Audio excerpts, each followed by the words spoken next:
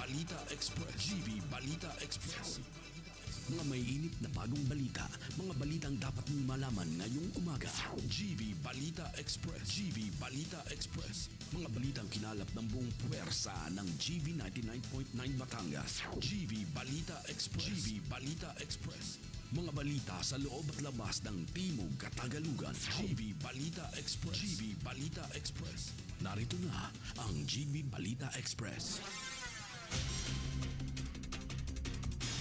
Magandang umaga mga ka-vibes. Kayo ay nakatutok sa GV Balita Express sa programang Good Vibes Morning. Dito lamang sa GV 99.9, Your Good Vibes. Kasama niyo po ang inyong lingkod, DJ Frankie, at kasama rin natin sa stasyon si Student Jock Tinay upang maghatid ng pinakabagong balita. Keeping us GV informed, GV aware, and GV updated. Muli ito po ang GV Balita Express. 10 minutes makalipas ang alas 7 ng umaga, hatid sa atin ng Mountain Rock Resort sa Barangay Talisay, Batangas. Lipas sa T. Batangas at dako na tayo sa ating headlines. Balita.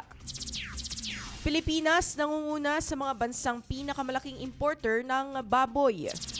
Presyo ng bigas bahagyang tataas hanggang 15 pesos kada kilo.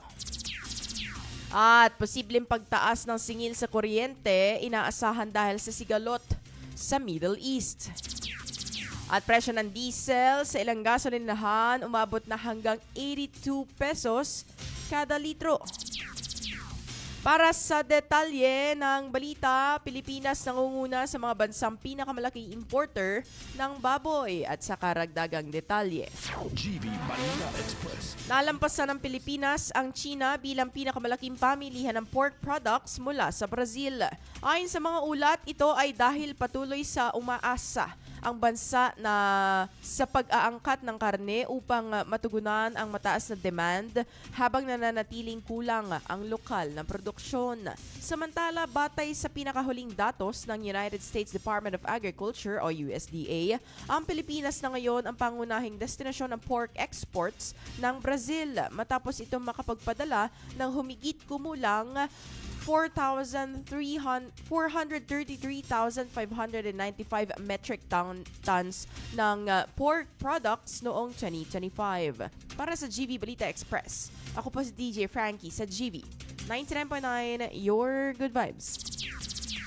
DepEd magpapatupad ng 4-day on-site work. Ang detalye ng balita hatid sa atin ni Student Jock Tinay. Pasok! GV Balita Express. Magpapatupad ang Department of Education ng 4-day on-site work arrangement para sa mga kawani nito mula Lunes hanggang Huwebes, habang work from home naman tuwing Biyernes. Batay sa memorandum na inilabas ni Sani Angara o ang sekretary ng DepEd, magsisimula ang bagong setup sa Marso bilang bahagi ng hakbang ng pamahalaan upang makatipid sa enerhiya sa gitna ng tumitinding tensyon sa Middle East. Dahil sa bagong schedule, may posibilidad na walang pasok ang ilang estudyante tuwing Biyernes. Gayunpaman, nakadepende pa rin ito sa magiging patakaran at implementasyon ng bawat paaralan. Para sa GV Balita Express, ito si SJ Tinay sa GV 99.9, Your Good Vibes.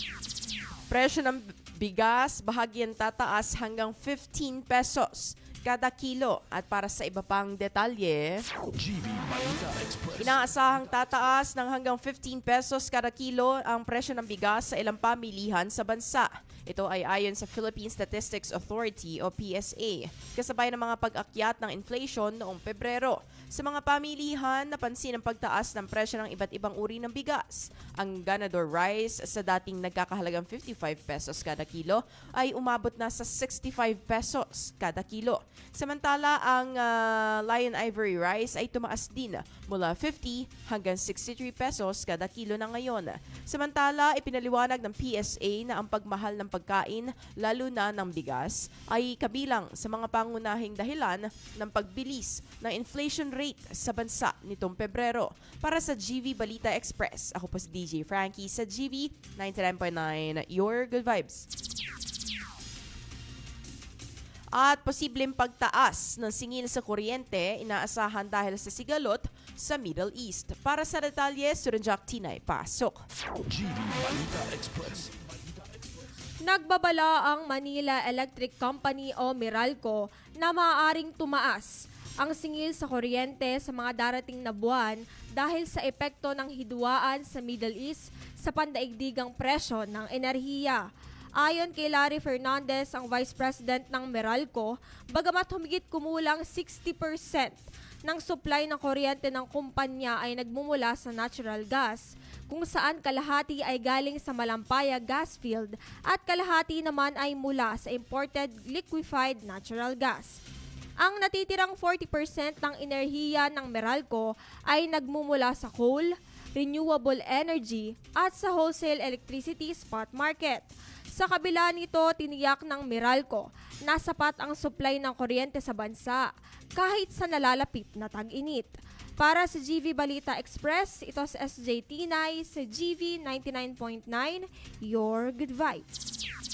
At presyo ng diesel sa ilang gasolinahan umabot na hanggang 82 pesos kada litro. Ang detalye ng balita, GV Balita Express. nagulat ang ilang motorista matapos umabot sa 71 hanggang 82.90 pesos kada litro. Ang presyo ng diesel kahit hindi pa opisyal na ipapatupad ang nakaschedule na price adjustment ngayong March 10. Ayon sa Department of Energy, mula March 6 hanggang March 9 ay dapat nasa pagitan pa lamang ng 49 hanggang 55.59 pesos kada litro ang presyo ng diesel batay sa minomonitor na price band. Samantala, dahil sa labis na pagtaas ng presyo, naglabas na ang mga otoridad ng show cause orders laban sa mga ilang gasolinahan upang maipaliwanag kung bakit lumampas sa itinakdang presyo ang kanilang ibebentang diesel. Para sa GV Balita Express, ako po si DJ Frankie sa GV 99.9, Your Good Vibes. At pamahalaang panlalawigan, nagkaloob ng tulong sa mga mangingisda sa Lipas City, Batangas. At para sa iba pang detalye, Student Jack Tinay, pasok. GV Balita Express. Nakatanggap ng iba't ibang tulong pangisdaan ang nasa 55 mangingisda mula sa sitio Tagbakin, Barangay Halang sa Lipas City mula sa pamahalaang panlalawigan. Layunin nitong suportahan ang kanilang kabuhayan at mapalakas ang produksyon ng isdang maliputo sa lalawigan. Kabilang sa ipinamahaging tulong ang maliputong fingerlings na kanilang aalagaan, pati na rin ang ilang kagamitan gaya ng plastic container, solar blinker, trash fish, chest freezer, fish bins, weighing scale at mga fish crates. Ayon sa pamahalaan, makatutulong ang mga ito upang mapabuti ang kanilang pangingisda at mapalago ang industriya ng maliputo. Inaasahan naman na magbibigay ito ng dagdag na kita sa mga benepisyaryong mangingisda. Hinihikayat din silang pangalagaan at gamitin ng maayos ang mga kagamitang ipinagkaloob sa kanila. Para sa GV Balita Express, ito si SJ Tinay sa GV 99.9, Your Good Vibes. Alitan ng dalawang negosyante sa Lipa na uwi sa pamamaril. Para sa detalye ng balita, GV Balita Express. nasawi ang isang 72 years old na negosyante matapos barilin ng kanyang nakaalitang kapwa negosyante sa Purukwan, Barangay Lodlod, Lipas City, Batangas noong hapon noong March 8. Kinilala ang biktima na si Victoriano, residente na nasabing barangay. Batay sa investigasyon ng Lipas City Component Police Station, bandang alas 3 ng hapon nang lumabas ng bahay ang biktima at hinirap ang suspect na si Vivencio, 69 years old, at residente rin ng nasabing barangay. Nauwi sa pagtatalo ang dalawa hanggang sa umano'y bumunot ng baril ang suspect at pinaputukan ang biktima. Tinamaan ito sa ulo at sa braso at naging sanhi ng agarang pagkamatay. Narecover mula sa suspect ang isang kalibre ng baril at isang magazine na may 10 bala. Inihahanda ang kasong kriminal laban sa kanya. Para sa GV Balita Express, ako po si DJ Frankie sa GV 99.9, Your Good Vibes. At para sa ating ulat ng panahon, ang iba pang detalye hatid ni Student Jack Tinay, pasok. GV Balita Express. Formal lang natapos ang La Nina at dinihayag na ng Philippine Atmospheric, Geophysical and Astronomical Services Administration o PAGASA na nagtapos ang La Nina phenomenon matapos bumalik sa tinatawag na ENSO, neutral ang kondisyon ng karagatan sa Pacific. Ayon sa ahensya, inaasahang magpapatuloy ang ganitong kalagayan hanggang kalagitnaan ng taong 2026. Ang La Nina ay isang climate pattern kung saan lumalamig ang temperatura ng ibabaw ng dagat sa gitna at silang bahagi ng Equatorial Pacific Ocean. Gayunman, nilinaw ng Pag-asa na kahit wala na ang naturang phenomenon, maaari pa ring makaranas ng malalakas na pag-ulan dahil sa iba pang weather at climate systems. Dahil dito, nagbabala ang ahensya sa posibleng flash floods at landslides lalo na sa mga lugar na vulnerable. Pinayuhan din ng publiko na maaaring mapagmatsyag at magsagawa ng nararapat na paghahanda.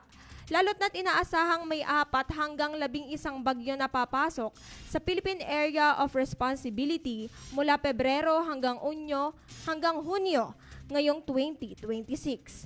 Para sa GV Balita Express, ito si SJ Tinay, sa GV 99.9, Your Good Vibes.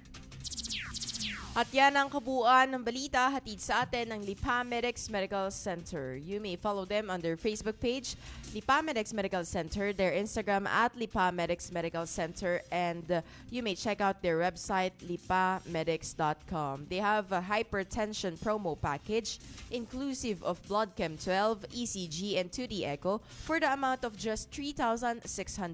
If you'd like to inquire, you may call on their number 043-756-1190 or you may visit their Facebook page, Lipa Medics Medical Center. At manatiling nakatutok sa GV 99.9 para kayo ay GV informed, GV aware, and GV updated. 7:21 a.m. on the clock, Philippine Standard Time.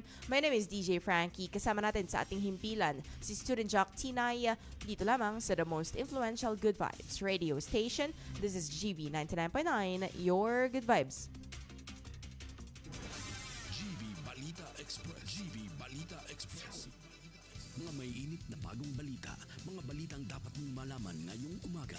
GV Balita Express. GV Balita Express. Hello po, magandang umaga sa mga nanonood sa ating live stream ngayong umaga.